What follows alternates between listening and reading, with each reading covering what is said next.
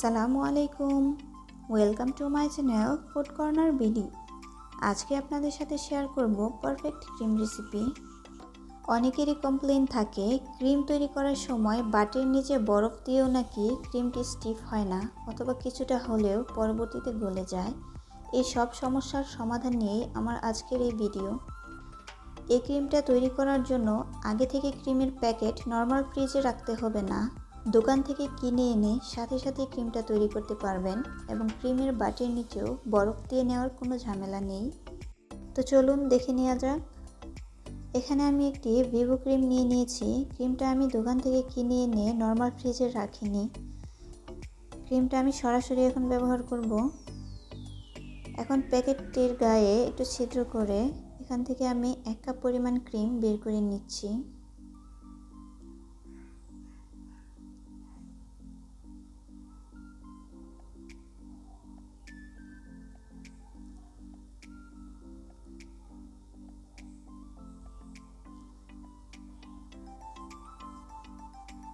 এখন এই 1 কাপ পরিমাণ ক্রিম বাটি সহ আমি ডিপ ফ্রিজে রেখে দেব 10 থেকে 15 মিনিটের জন্য।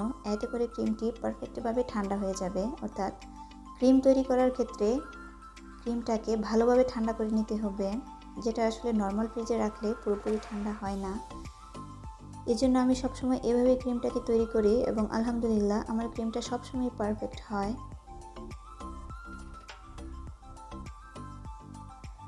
এখন ফ্রিজ থেকে বের করে একটি ইলেকট্রিক বিটারের সাহায্যে মিডিয়াম স্পিডে কিছুক্ষণের জন্য আমি বিট করে নিচ্ছি।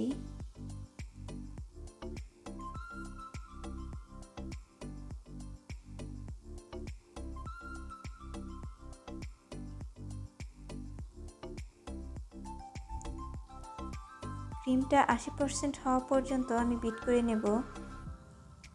এতে করে আমার সময় লেগেছে প্রায় 4 থেকে 5 মিনিটের মতো। এটা আসলে নির্ভর করে বিটারের স্পিডের উপর। আপনাদের সময় কম বেশি লাগতে পারে, এতে ভয় পাওয়ার কিছু নেই।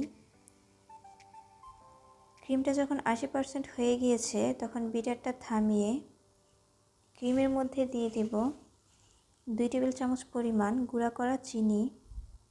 চিনিটা আমি ব্লেন্ডারে গুঁড়া করে নিয়েছি এবং আরও দিয়ে দেব 2 টেবিল চামচ পরিমাণ গুঁড়া দুধ। গুঁড়া দুধটা দেওয়ার কারণে ক্রিমের টেস্টটা অনেক বেশি বেড়ে যায়। এবং আবারও ভালোভাবে মিশিয়ে নেব। এই পর্যায়ে বিটারের স্পিডটা হাই করে নেবেন।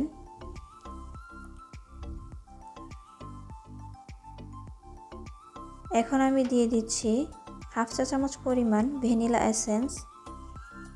আপনারা আপনাদের পছন্দ মতো যে কোনো ফ্লেভার দিয়ে নিতে পারেন। এখন আবারও হাই স্পিডে 2 থেকে 3 মিনিটের জন্য বিট করে নেব।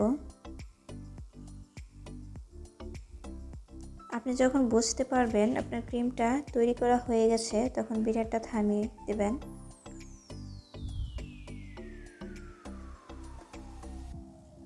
আমার ক্রিমটা পারফেক্টভাবে রেডি হয়ে গিয়েছে। আমি কিন্তু সব কেকের ক্ষেত্রে এভাবে ক্রিমটা তৈরি করি এবং আলহামদুলিল্লাহ অনেক বেশি পারফেক্ট হয়। যারা ক্রিম তৈরিতে বারবার ব্যর্থ হয়েছেন তাদের কাছে রিকোয়েস্ট রইল এভাবে একবার ক্রিমটা তৈরি করে দেখবেন কতটা পারফেক্ট হয়। ভিডিওটি ভালো লাগলে চ্যানেলটি সাবস্ক্রাইব করবেন এবং ভিডিওতে লাইক দিতে ভুলবেন না। এতক্ষণ ধরে দেখার জন্য অনেক অনেক ধন্যবাদ। সবাই অনেক বেশি ভালো থাকবেন। আল্লাহ হাফেজ।